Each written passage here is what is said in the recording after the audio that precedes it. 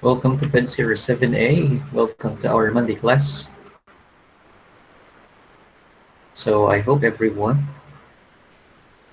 is ready enough for their piece of report. The rubrics that we will be utilizing on this activity will be comprised of only two dimension, dimensions rather. The first one is content, and the second one is communication skills. Yung wala pong connection at hindi nakakonect online, I will take over ng inyong mga reports.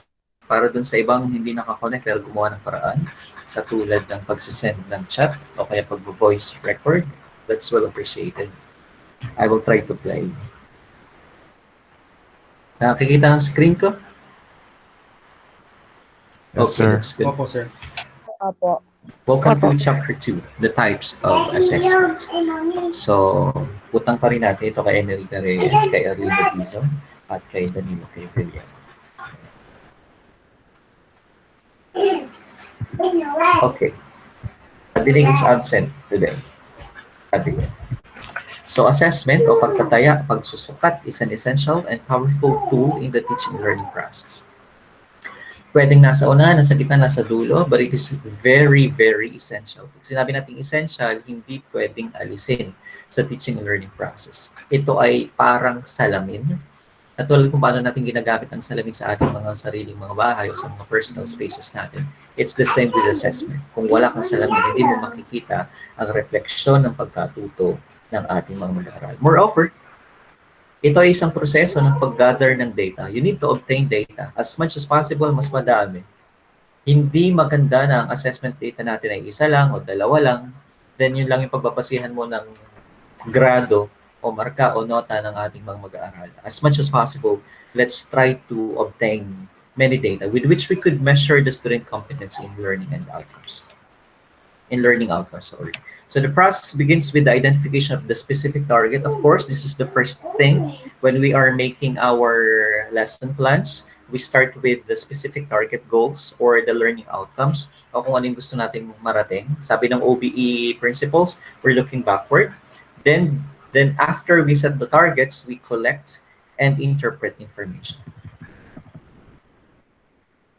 The classifying and synthesizing of the gathered data are possible through the use of the different assessment techniques. When we say classify, we differentiate different assessment data. Alin ang papasok sa attendance? Alin ang papasok sa recitation? How do you grade your recitation? Do you use rubrics? Alin ang papasok sa quiz? Alin ang sit work lang?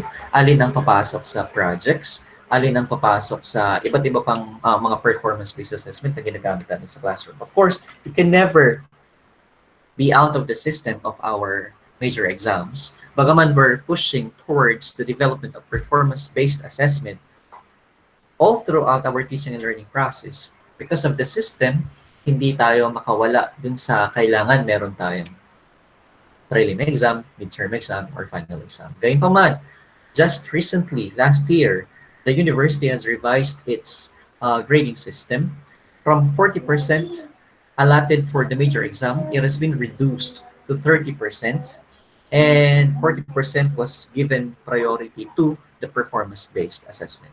That includes module or classroom interactions, and so on and so forth.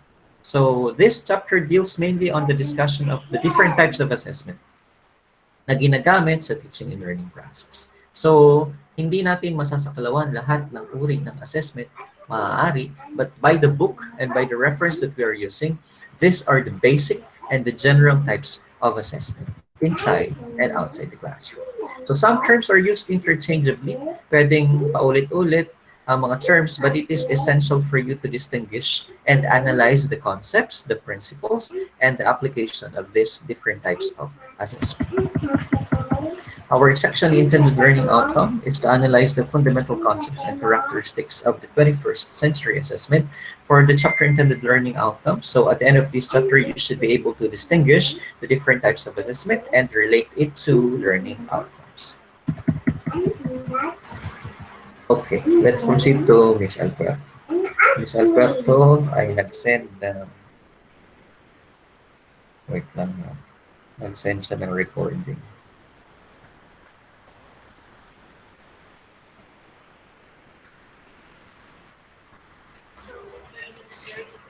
Naririnig nyo? Ha? Mahina po. Sir, Opo. medyo mahina po. Ulitin ko ha. Hindi ko kasi naiintindihan yung sinasabi niyo. Paano ba ito? Ano ba ito i-repeat? Dito malalaman din natin ano ba yung Sige na. different type of assessment and relate it to learning outcomes. Alam na natin na ang learning outcome is what expected to be able to do ng learner. In what ways do our student achieve more learning outcomes? So sinasabi dito sa tanong na to, ano daw yung paraan para ma-achieve ng student yung mga learning outcome? Dahil nga di ba minsan may mga learning outcome na hindi na-achieve, meron namang mas na-achieve. Then, what are the ways with which we could measure student achievement? Oh.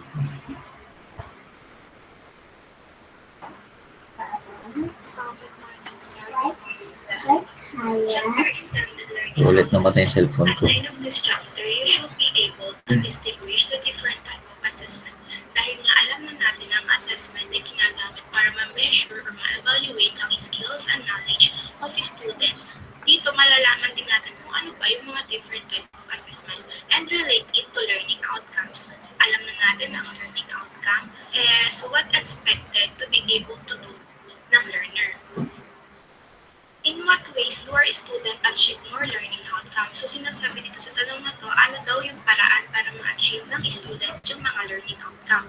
Dahil nga di ba minsan may mga learning outcome na hindi na-achieve, meron namang mas na-achieve. Then, what are the ways with which we could measure student achievement? Kung yung kanina ay anong paraan, ngayon naman ay ano naman yung mga ways para ma-measure ang student achievements. Then next, assessment of student learning requires the use of variety of techniques or methods, strategy, ganon, for measuring outcome which plays a significant role in effective teaching and learning process. So, hindi lang tayo basta mag-measure ng outcome ng student, kundi gagamit rin tayo ng mga techniques para yung pagtuturo ay maging mas effective at yung pagkatuto ng bata ay maging maayos. Halimbawa na ang topic, ang lesson mo ay about andragogy or pedagogy, tapos nagpa-concept map ka, magbibigay ka ng example sa student ko kung ano yung meaning ng bawat isang yun, tapos yung pagkakaiba nila para masundan nila kung anong gagawin. So, mas magiging effective yung pagkatuto nila, yung learning process, kasi alam nila, may guide sila kung ano yung gagawin. Then, assessment should be used primarily as quality assurance to track student progress to attainment of standards,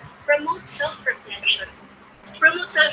Kasi dapat nagre-reflect yung experience and learning and mas na-boost yung students. At parang dapat alam natin yung nangyayari sa bata. Meron tayong self-awareness para alam natin yung itutugon sa bata. Nagre-reflect tayo sa ginagawa natin at ginagawa natin. Then, and personal accountability for one's learning.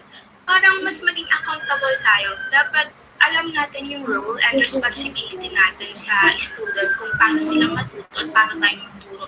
Alam natin yung mga ginagawa natin, mga responsibilities natin, hindi lang basta tayo mag-a-assess, kundi dapat alam natin na pag nag-assess tayo, ay maayos na ma-measure natin yung learning outcome and provide a basis for the profiling of the student program.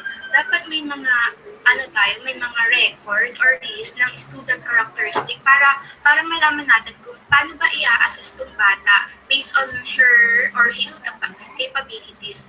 Para doon, magpe-predict natin na, okay, ito yung character ng bata, alam natin kung saan siya magaling, saan siya mahina. So doon, magagawa tayo ng paraan kung paano ba mas makakapag-assess tayo ng madali or mas malalaman natin kung paano natin i-assess ang bawat bata to reach the learning outcome that we want us.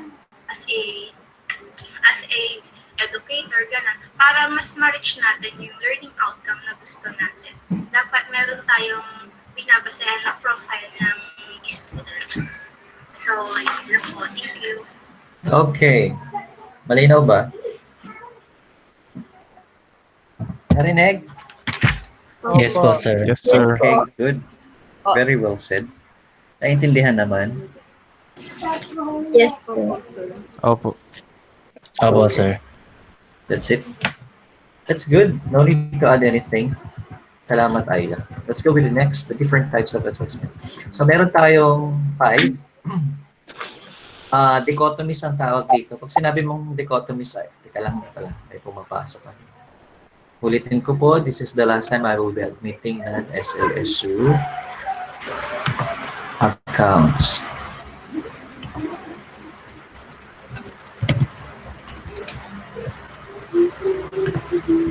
Okay.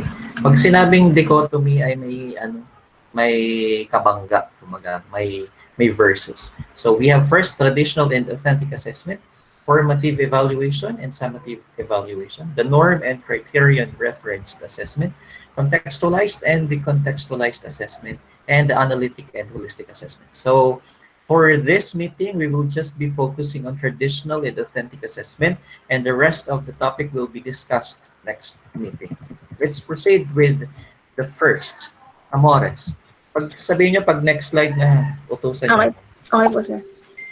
Good morning, everyone. So, the first type of assessment is traditional and authentic assessment. So, paper and pencil test or quiz are best example of traditional assessment which mainly describe and measure student learning outcomes. So, itong traditional and authentic assessment is siya yung madalas nating nai-encounter siguro depende sa teacher kung after class ba siya magpapa-quiz or pagkatapos na ng buong lesson. So, ito, parang ginawa paper and pencil tests, like quizzes. So,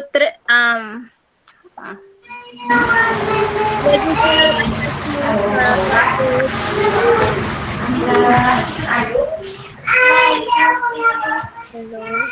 Yes, narinig ka na. Okay. So, ang traditional assessment ay paper and pencil test, tapos ang in-evaluate nito is mostly memorization ng students, kung ano yung natandaan nila after class, kung ano yung natandaan nila after the lesson. Parang doon tinetest ng teachers kung ano yung natutunan ng mga bata, which is parang ang kung ano lang yung natandaan ng mga bata, yun lang yung may sasagot niya doon sa assessment na yun. Kaya parang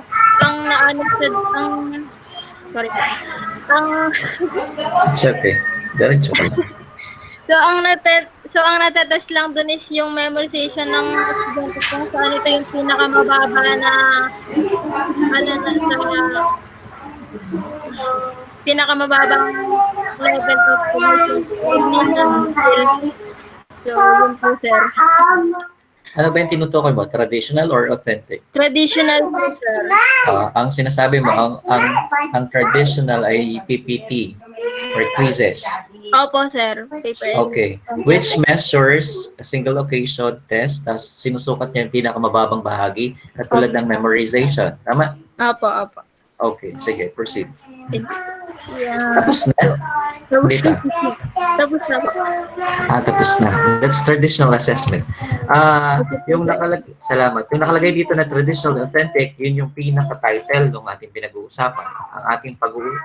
Ang dinidiscuss niya ay yung traditional pa lang, hindi pa yung authentic. So traditional assessments are usually indirect and inauthentic. Hindi totoo. Hindi direktang nasusukat ang kakayahan ng bata. Ito yung makaluma, one shot, like quiz, prelim, midterm, or speed-based siya, and norm reference. It tends to compare your performance with the other students using numbers. Okay, so those were traditional assessment, often focused sa learner's ability ng memorization and recall, the lower level of cognition. Babasa, nag-record.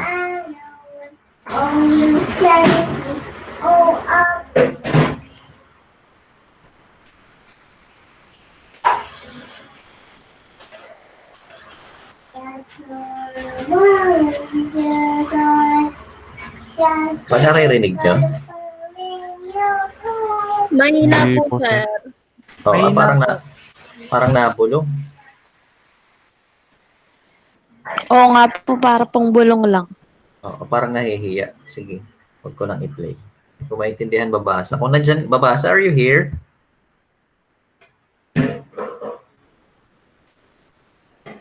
Babasa. Wala siya. Okay, authentic assessment. Yes, ana. Kay Lola. Going back, authentic assessments focus on the analytical and creative thinking skills. Of course, this is the very opposite. Students need to work cooperatively, kaya may groupings.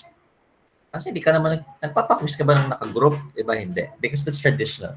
Authentic focuses on hayaan mo gumalaw ang bata, hayaan mo mag-isip ang bata, hayaan mo silang mag-analyze, hayaan mo silang mag-experiment, hayaan mo silang mag-solve ng problema, hayaan mo silang mag-arrange ng mga bagay-bagay, katulad ng mga jumbled words or jumbled letters, pakantahin, pasayawin. Those were authentic assessment.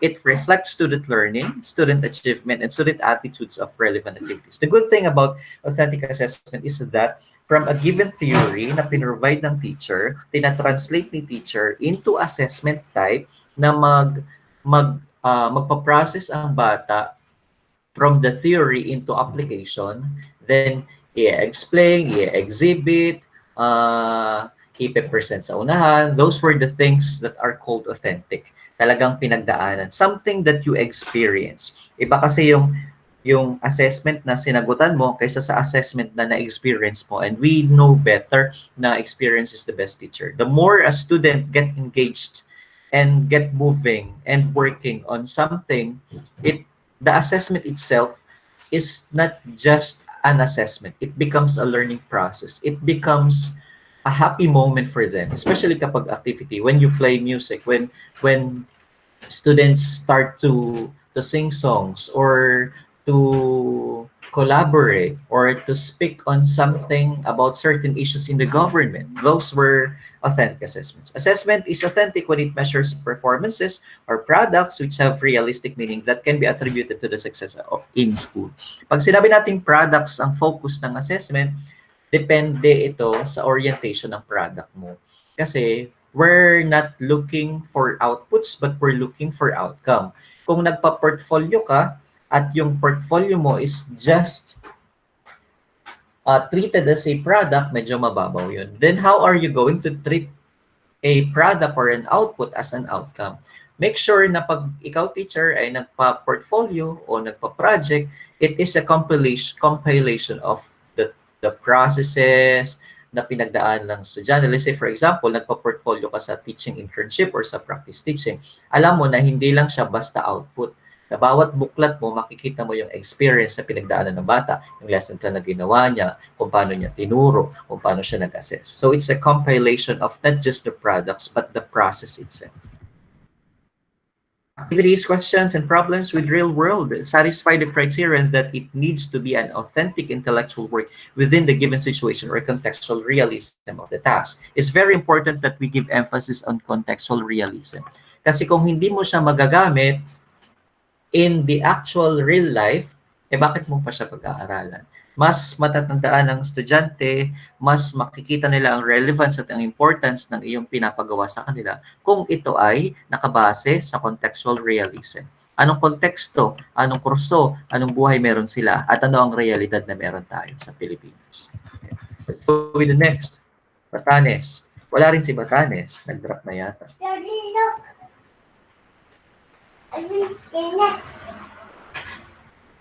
Okay, the commonly reported dimensions of authenticity are grouped into three broad categories according to Frey. Ibig sabihin sa dimensions, aralin pa rin natin dimensions pagdating natin sa rubrics.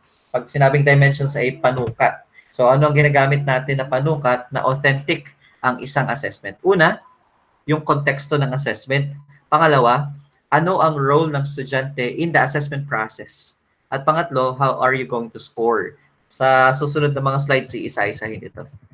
Let's go with the first, si Batanes. So the context of the assessment, realistic activity or contextualized ba ang assessment mo? The task is performance-based and the task is cognitively complex. Ibig sabihin, nakaangkla siya sa realidad. Nakaangkla siya sa kung anong meron ang bata. Let's say for example, ang estudyante mo ay teacher education students like you. So dapat activity should always be related to the context of their real life in the future. Just like, paano ba nagtuturo? Kaya minsan, nagkakaroon tayo ng mga assessment na somehow, bakit kaya ganun? Ang aming klase ay curriculum development, pero may activity ng demonstration teaching. It's because when you engage into curriculum implementation, which is the teaching learning per se, you are actually engaging into the context of what are you doing or what you will be doing in the future. So make sure that the context of your assessment will always be aligned to the students. No? Kung ang estudyante mo ay taga-bundok, ang mga examples na gagamitin natin ay somehow na nakaka-relate sa kanila. Kung ang estudyante mo ay agriculture, syempre, ang konteksto ng assessment natin, na mga examples, na mga words na ginagamit, will always be on the context of our students. And it should be performance-based. We discourage paper and pencil tests as much as possible. Hindi natin maiiwasan na magpa-quiz. Bahagi yan ng ating buhay bilang mga teacher. But do not dwell. Let's say 90% of your assessment ay quizzes. That's not a good measure. You are not actually measuring kung ano ang natututunan ng estudyante. The next parameter is the role of the student. Kabanggon? Yes, sir. Okay, proceed. Good morning po. Good morning. Nang number 2 po ay the role of the students. A defense of the answer or product is required. Dito po, pag a defense of the answer or product is required, dapat po alam ng estudyante, kaya niyang ipaliwanag at kaya niya madepensahan o maipaliwanag ng maayos yung mga sagot niya. Halimbawa po sa reporting, dapat nandun po yung mastery niya pagdating dun sa topic niya at the same time kaya niya pong sagutin yung mga tanong na teacher pag sa kanya. The assessment is formative.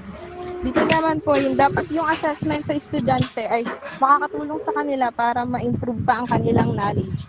Sa formative assessment po, dito pumapasok yung quizzes, presentation, homework at yung mga group activity na kung saan mahasa pa ang bawat estudyante sa kanilang kaalaman at the same time may improve pa nila nito. Students collaborate with each other or with the teacher. Dapat maalam din tayong makisalamuha sa ating mga kaklase, sa teacher na kung saan pwede nating mapagtanungan. We should involve and interact with students and teachers, participate in the classroom during discussions. Sir, next. Yes. The scoring criteria are known as student developed. Ang scoring criteria ay nakabase sa student development. Kailangan alam ng mga estudyante kung paano sila i-evaluate base sa performance nila. Ang sa scoring criteria po ay yung sa rubric. Sa pamamagitan ng rubrics, malalaman mo kung saan ang isang estudyante mas angat kung saan sila mas angat. Ang rubrics ay nagiging guide nila na kung alin pa ang pwede pa nilang i-develop o i-improve. Multiple indicators or portfolios ay used for scoring. Isa sa mga pinagbabasehan po ng mga teacher ay ang bawat portfolio ng mga estudyante na kung saan nandito lahat yung mga output nila. At yung kanilang, na kung saan nandito yung ang lahat ng output ng estudyante. The performance expectation is mastery. Ang bawat pag-evaluate o pag-grade sa bawat estudyante ay dapat mayroong standards na sinusunod na kung saan makakatulong pa sa kanila na ma-develop ang kanilang potential. Yes, thank you. Okay, thank you so much. Very well said. Naintindihan, mga kakosa?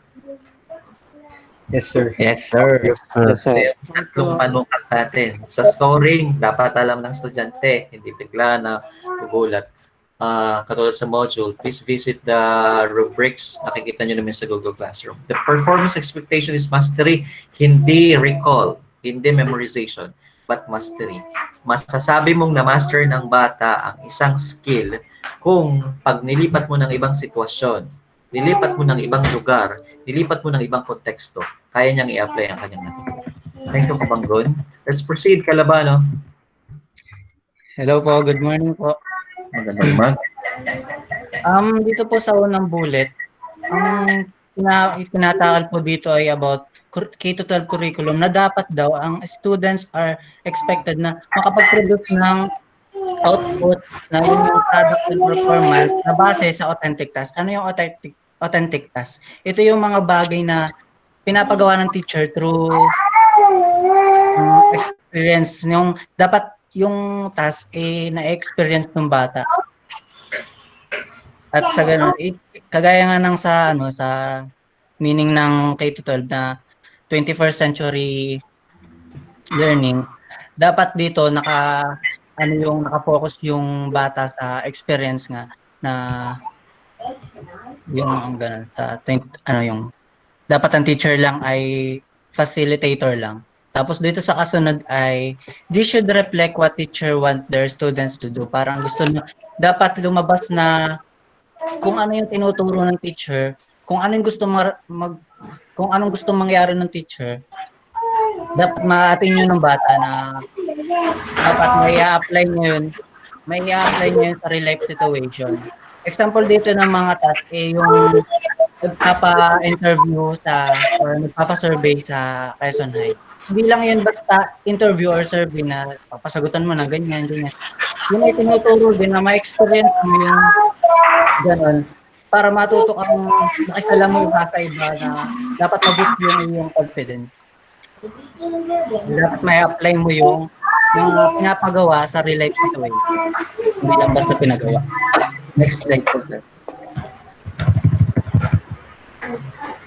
And, base kay Wiggins, sabi niya na dapat ang estudyante daw ay hindi lang basta tinetest sa mga traditional assessment. Dapat ito ay nakafocus din sa capacity and habits na kung saan kung ano yung kaya ng student at kung ano yung gusto niya. Na dapat na importante talaga. At ito dapat na pagtetest natin na ito ay nakaangkla din sa ating konteksto, yung ating kinuha na related program. Hindi lang basta inisip natin kung ano yung kaya at saka gustong gawin ng bata. Tapos dito sa quote na to na make them replicate with the reason, the challenges at the heart of each discipline. Ang pagkakaintindi ko dito ay gawin natin yung isang bagay na nakaka-angkop sa situation. At dito natin masusukat yung ating disiplina sa sarili. Example dito ay sa exam. Kunwari, wala ka na. Yung na black-minded ka kung kinakalimutan mo yung mga inaral mo. Tapos, kailangan mo sagutan. Mag-cheat ka. Hindi naman yung tama sa kasi cheating is a bad way nga. Hindi ka pa nag-cheat? Ha? Hindi ka pa nag-cheat? Sir, lahat naman po na napagdaanan ko na rin po yan. Yun, doon po natin matcha-challenge yung ating disiplina. Ba't mo pa ginawa yun, nag-cheat ka na nga, diba? Disiplina rin mo. Okay. Yun yung pagkakaintindi ko. Maraming salamat. Okay. Nothing to add more. It's good. Heart of each discipline, the challenges. Make them work. One of the things that I missed sa face-to-face class is to ask student one by one on matters, on things, to critical think. Kasi kailangan natin mag-isip ng malalim. It's very important that we always practice the 21st century skills as well when it comes to our assessment procedures. Thank you, Calabano. Kalusin. Good morning po. Rinig po ba ako? Oo, napakalinaw. Types of assessments. The task should be representative of performance in the field. Dapat po yung task or yung assessment na gagamitin natin is connected dun sa topic or dun sa objective ng lesson natin. Number 2, attention should be paid to teaching and learning the criteria for assessment. Dapat sa pag-ano po ng criteria for assessment or dun po sa task, dapat naka-focus po siya dun sa tinuro ng teacher at dun sa mga natutunan ng estudyante. Dapat clear po and specific yung assessment na gagamitin natin. Self-assessment should play a great role. Alam naman natin po sir na ang self-assessment is mahalaga because dito po mas makikilala pa natin yung sarili natin, kung ano pa mga skills na meron tayo at kung ano pa po yung mga talent na hindi pa natin na-discover. When possible, students should present their work publicly and defend it. Kung pwede, dapat yung student is pupunta sa unahan po and then i-defend po niya yung kanyang gawa at yung mga kaklase niya is magtatanong at magkakaroon sila interaction para maboost pa po yung self-confidence ng estudyante. Next slide po. In general, below are some of the best uses of authentic assessment by Mueller or Sir John Mueller. According po kay John Mueller, ang authentic assessment, it is a form of assessment na kung saan yung every student is ginagamit po nila yung knowledge and skill nila in the real world task po or sa totoong buhay. Number 1, authentic assessment, it is where the students are using what they have learned in applying it in the real world and in the real situation. Number 2, authentic assessment capture constructive nature of learning. Dito po malalaman ng teacher kung ano po ba yung pagka-interpret ng bata dun sa tinuro niya at kung paano ginagawa ng bata ito in a real situation po. Number 3, authentic assessment integrate teaching, learning, and assessment. Dito po yung pinagsasama na ng student yung mga tinuro ng teacher, yung natutunan niya at dun po sa assessment. At ina-apply po niya ito in the real world at nade-develop po yung mga skills niya gaya ng problem-solving skill, decision-making skills, and nakakatulong po ito sa totoong buhay. Authentic assessments provide multiple paths to demonstration. We know naman po na every student have a different way on how they demonstrate their work. At sa tulong po ng authentic assessment, they give a freedom para ma-express po yung feelings nila at yung kung ano po yung natutunan nila dun sa lesson. Tinuro na teacher. Yun lang. Okay, thank you so much. Yung multiple path to demonstration, that's good.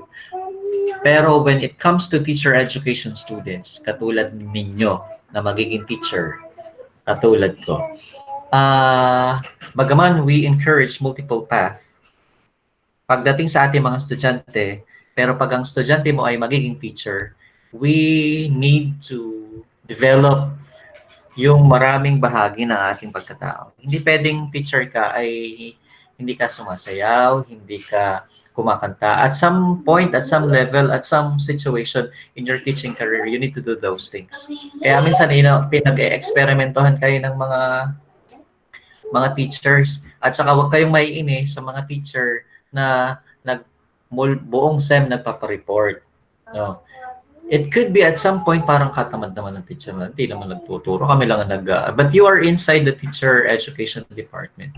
Ang maganda lang sana kung pinagre-report kayo mula umpisa hanggang dulo ng semestre ay malinaw kung paano kayo ginagraduhan, malinaw kung paano nyo patatakbuhin ang inyong mga lessons, nag-start kayo sa lesson plan, meron kayong motivation, may prayer, may pedagogy, so on and so forth hanggang makarating ng assessment. So as much as possible, kung kayo ay magiging teacher ng mga magiging teacher, we develop mainly, syempre, marunong ka dapat magsalita kasi magiging teacher ka. Marunong ka dapat magpaliwanag. And the part of the assessment, kaya lagi kailangan nagsasalita tayo sa loob ng klase. Thank you so much, Kalusin. Let's go with Canales. Are you there, Canales?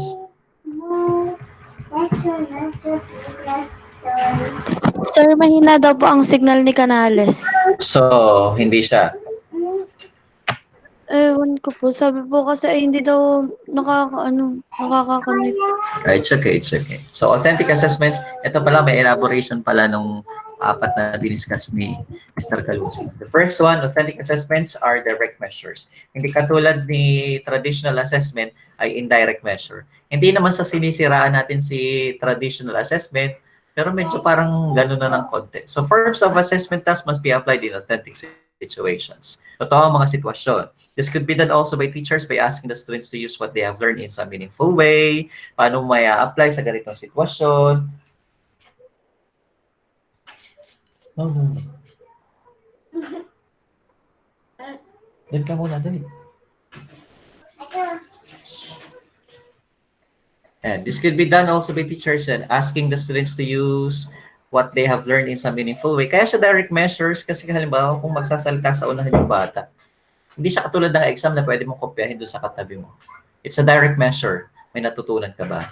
What can you say? What can you explain? Paano kung ganito ang nangyari? Anong gagawin mo? Diba? Those were kind of questions that can tickle as well yung critical thinking ng ating mga estudyante. Halimbawa, you're conducting a science experiment like hypothesis testing or developing feasibility study or calculating savings. It's an actual thing. Iba siya sa sinasagutan na A, B, C, D kaysa sa sinasagutan natin na mismong nagko-compute ka, nagre-research ka mismo, nagkanda ka mismo ng experiment para makita mo na, okay, pag pinagsama ko pala ang suka o kaya ang Mentos at saka ang Coke ay sasabog. No, it's far different when you experience it. So authentic assessments are direct measures.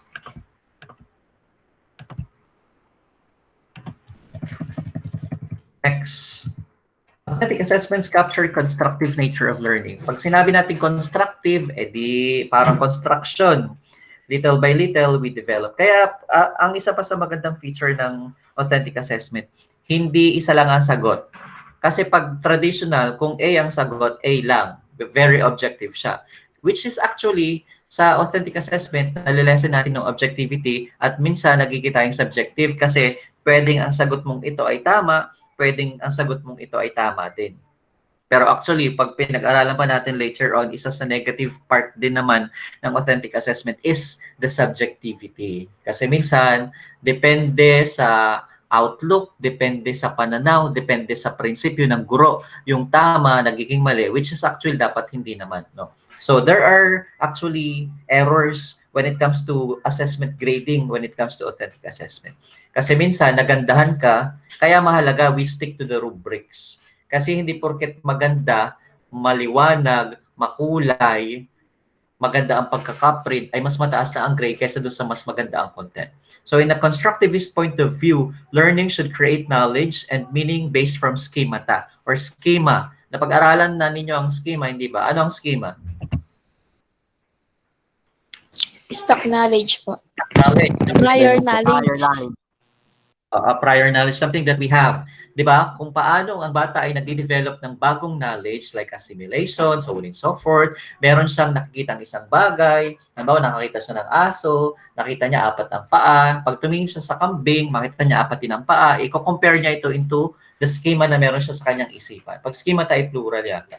So, tapos matututo siya mag-distinguish. It's the same. Itataas lang natin ang level. When it comes to constructivist point of view, when we assess students using authentic assessment, nagkakaroon sila ng realization. Kaya mahalaga ang immediate communication of scores, immediate communication of feedback ng teacher so that construction ang approach na, okay, hindi pala siya tama. So, dapat ganito.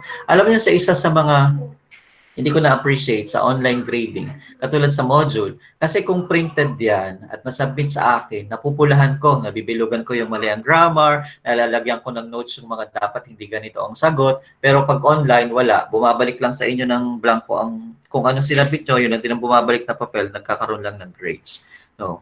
So, in continuation, these assessments cannot just ask students to repeat information they have received. We cannot just do that. Kung saan yun ang ginagawa ni traditional assessment, inuulit lang niya, sino ang Pangulo ng Pilipinas? It's just some form of repetition. Pero alam niyo, si traditional, as we go along with our study, mapapansin niyo, nagle-level up din yan, ha? Meron ding authentic assessment using quizzes. When you elevate the types of questioning into situational, katulad ng ginagamit sa licensure examination for teachers, they are not purely traditional because there are situations that are given in the question na natututong mag-reflect ang ating estudyante. Students must also be asked to demonstrate that they have accurately constructed meaning about what they have been taught. Kaya meron tayong mga classroom activities based on the objective that we have para makita natin na nade-demonstrate ng bata kung ano ang kanyang natutunan. Authentic tasks not only serve as assessments, but also as vehicles for such learning. Na kung hindi mo napagdaanan ng ganitong uri ng activity, hindi mo na-realize na, okay, there's something wrong. Iba kasi, iba ang tanim ng authentic assessment. Pansin nyo, minsan nakakalimutan nyo yung content, pero yung experience na pinagdaanan ninyo na we dance, we sing, we report, nagpunta kami sa ibang school, tapos nag-present kami ng something like this and something like that, mas tumatatak yun sa isipan natin. And from that schema, we can connect, from that experience, we can connect it to the schema na, okay, ang pinaresent namin is something like this, at inaral namin to into something like this. Kaysa dun sa mga quiz, na dami na nating na-take na quiz and exam, na hindi mo natatandaan specifically kung anong content at anong laman. Hindi katulad ng authentic assessment. Let's go with the next. Canlas, you're here? Yes, sir, present. Okay. So, in authentic assessment, integrate teaching, learning, and assessment. Sir, kanig po ba? Okay. So, this authentic na assessment in integrate teaching, learning, and assessment. So, yung teaching at learning pagsasamahin sa isa. So, in authentic assessment, model in the same authentic task used to measure the student's ability to apply knowledge or skills is used as a vehicle for student learning. So, yung pong ano na yun, so, yung student is, after niyang matuto sa teacher at siya gagawa ng assessment, yung student is mag-iisip siya kung ano ba ang dapat gawin. So, yun nga, problem solving and decision-making skills are the best exemplified by this purpose. So pag yung sa pagpa-problem solving po, sir, doon po sa ano na yun, yung students na nagkakaroon siya ng malalim na pag-iisip. So nagdi-deep down po siya sa possible ways na mas maganda pa at kung ano pa ang magiging result magiging result in a meaningful concept. Yun po, sir. Next po. Thank you. So, authentic assessment provide multiple paths to demonstration. Students may have different ways by which they could demonstrate what they learn. Similarly, authentic tasks tend to give the students more freedom on how will demonstrate what they have learned. So, example for this is, halimbawa, si teacher nagturo kung paano mag-assemble and disassemble ng system unit. So, si teacher ang inuna, nagpakita siya na kung paano i-assemble. Halimbawa, motherboard muna, then RAM, then power supply, then the SATA cable. So, after niya magturo, so si student magki-came up pipili siya ng ibang path na pagde-demonstrate. So, ang gagawin niya muna is bubuuin niya muna yung motherboard, kakabit niya muna yung RAM. So, RAM, tapos yung power supply, CPU pa, and then yun. So, yun po, nagkakaroon sila ng ibang paths ng different ways, pero natututo po sila. Yun po. Thank you. Okay, thank you so much. That's it. Yung tipong para bang same ang endpoint, pero magkakaiba yung proseso na pinagdaanan. Parang pag nagsosolve ka ng problem, iba-iba ng proseso ang ginagamit, pero same ang dulo. Same ang endpoint. Thank you. Oh my, matatapos na yata. Castillo. Hello po. Good morning Hello. po. Nababae ka pala nga pala. No? The table summary the attributes of traditional from authentic performance assessments. Sa assessment activity, sa traditional, meron tayong selecting responses, which is yung student ng analysis ay nakabase lang sa multiple choice, true or false, at saka etc. Then, sa authentic naman, mayroong performance task, which is yung student assessment naman, yung learning nila ay dinedemonstrate nila through dinedemonstrate nila like experimenting, ganun po. Okay. Cognitive level, knowledge and comprehensions. Nature activity pala. Activity. Yung contrive, more in definition of activity yung ginagawa ng isang estudyante. Meanwhile, sa real life naman, ay, may bebe. In real life, yung knowledge na kanilang natutunan, yung na-apply nila sa real life. Next ay cognitive level, knowledge and comprehensions. Where from written works, student acquired the body of the knowledge. And then sa analysis, sa application to analysis, sa synthesis, student analyze, process, and apply their knowledge in substantial manners. At nag-create sila ng sarili nilang sarili nilang meaning base doon sa kanilang naintindihan. Develop of structure. Teacher structure which is spoon learning, kung saan yung teacher lang nagbibigay ng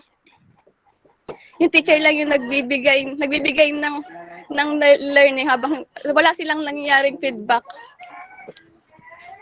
Student structure naman yung dito na pumapasok yung K-12 which is student-centered na yung estudyante na ang yung estudyante na yung nagbibigay ng kanilang nagdi-discuss and then yung teacher na lang siya na nagpa-facilitate. Objective of scoring, easy achieve sa traditional easy achieve.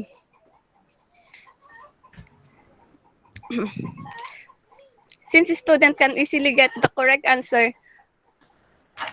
gawa nga dun kaya madaling makuha yung easy achieve, gawa ng kanilang ginamit na assessment is multiple choice.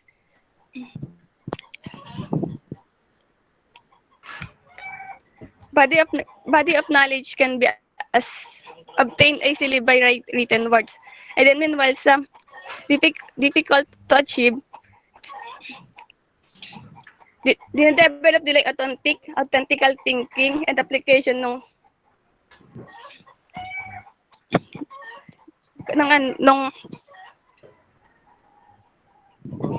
difficult thinking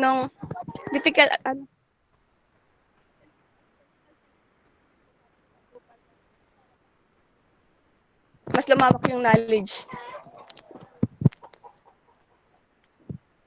Sa evidence of mastery, indirect evidence.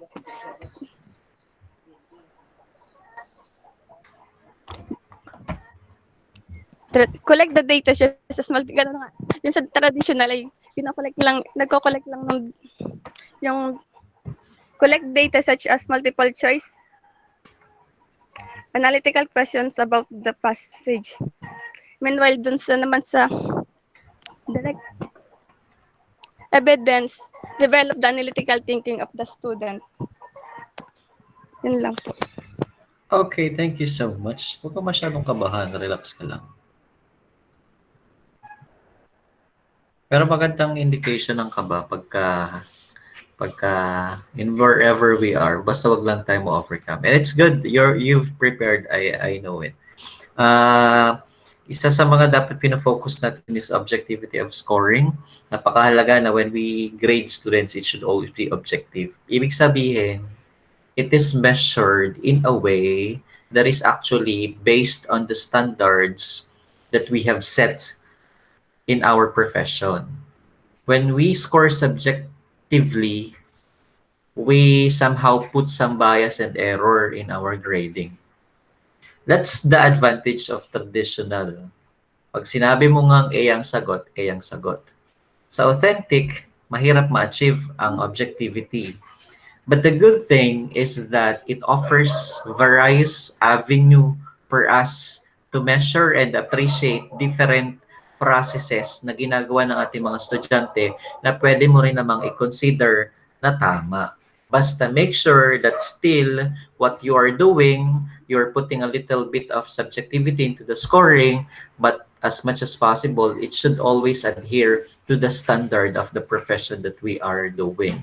No, dito pumapasok kasi yung mga halo effect ni teacher, yung minsan pag galit si teacher, laging mataas ang binibigay na score. Sorry. Laging mababa binibigay na score. O pag masaya si teacher at in love, laging mataas ang binibigay na score. Those were some form of errors. Anyway, about true or false, it's a PPT. It's traditional. Pero pag nilagyan mo yan ng underline the word that makes the statement false, then explain why ay hindi na siya traditional. It becomes authentic. No, kasi nagkakaroon ng paraan para makapag-isip ang bata at ma-demonstrate ang actual niyang pagkatuto. End of lesson but not of chapter 2. Question, suggestion, clarification po.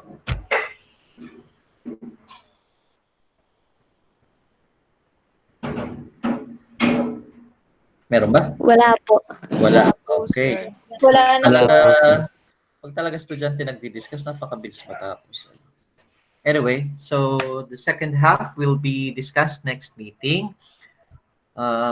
So ang walang grade sa akin ay si Babasa, si Adinig, si Batanes, si Canales. Ang mga grades po ng mga nakapag-discuss na ay marireceive ninyo sa Google Classroom. I will reflect it. Tandaan po ha, ito ay base sa content at sa communication skills. Thank you so much. Wait lang. I'm gonna check. Sir, yung bago po bang email, yun na po yung gagamitin din sa Google Classroom? Ay, hindi po, hindi. Kasi pag ginamit natin yung bagong email sa Google Classroom, magugulo lahat ng mga files na naipasok na natin. So, yung bagong SLSU email ay gagamitin lang sa Gmeet.